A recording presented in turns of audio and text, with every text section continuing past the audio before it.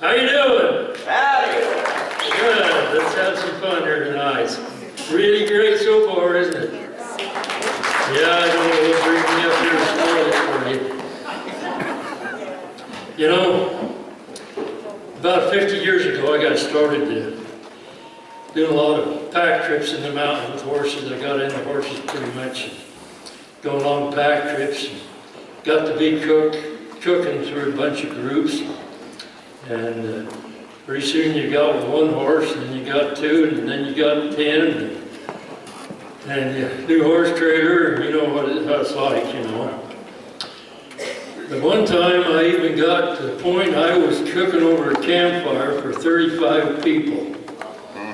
I had 2 or 3 scouts tending me, but boy, that was the biggest I've ever done, you know. But that tripping got me telling stories. And sometimes you could tell some pretty good stories. Sometimes they'd even call you a liar. But then about 30 years ago, I found out if you make those stories rhyme, they'll call you a poet.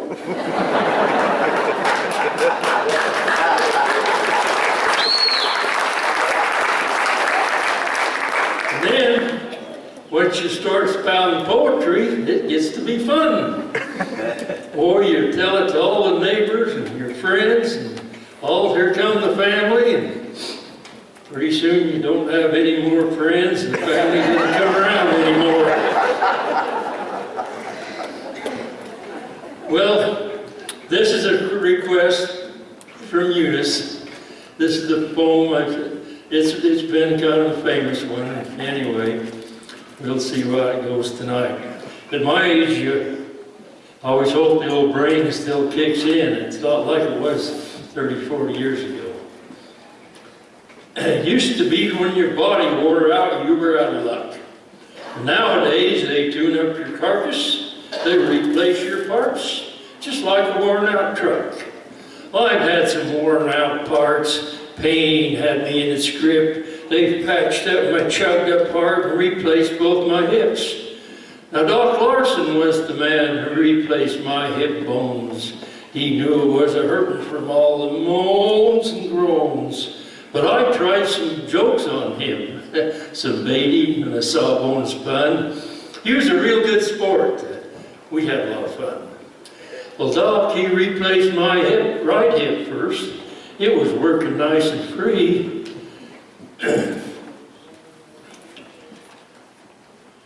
Don't tell me I'm going to lose that poem after all the 100 times I've done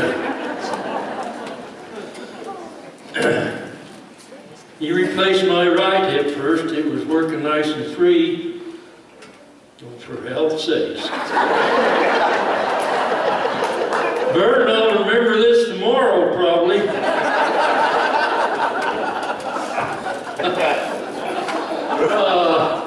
You know, I never rehearsed this one much because I didn't think I'd ever forget it.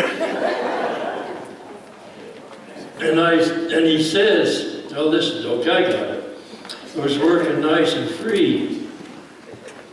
And he says, I carved in initials on your hip like I do on a tree. Well, I didn't know whether he was kidding or not, but here's this item that I found. Doc had a lot of lady patients that like to follow him around.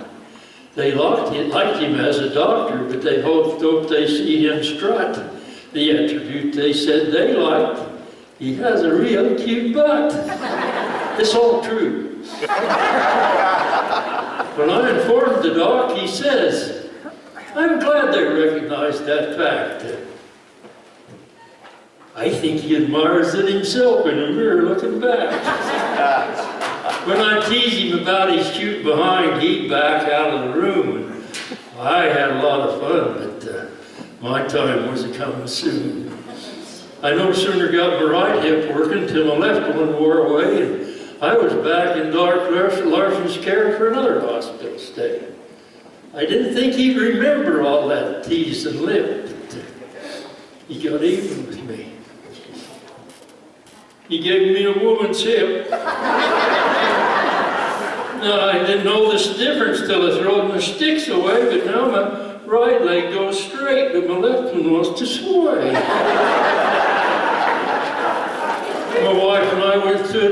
this, I felt somewhat knock-kneed because the left one always follows, the right one wants to lead. Another thing will happen. Sometimes when I'll speak, my manly voice will sometimes change. The ladies kind of squeak. Bathroom time is worst of all. Really puts me in a snit. The right leg wants to stand right up, and that left one wants to sit.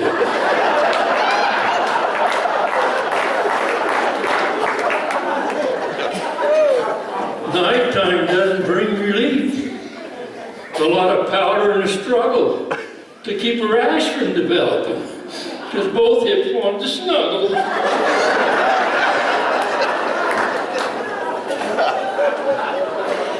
Moral of the story is,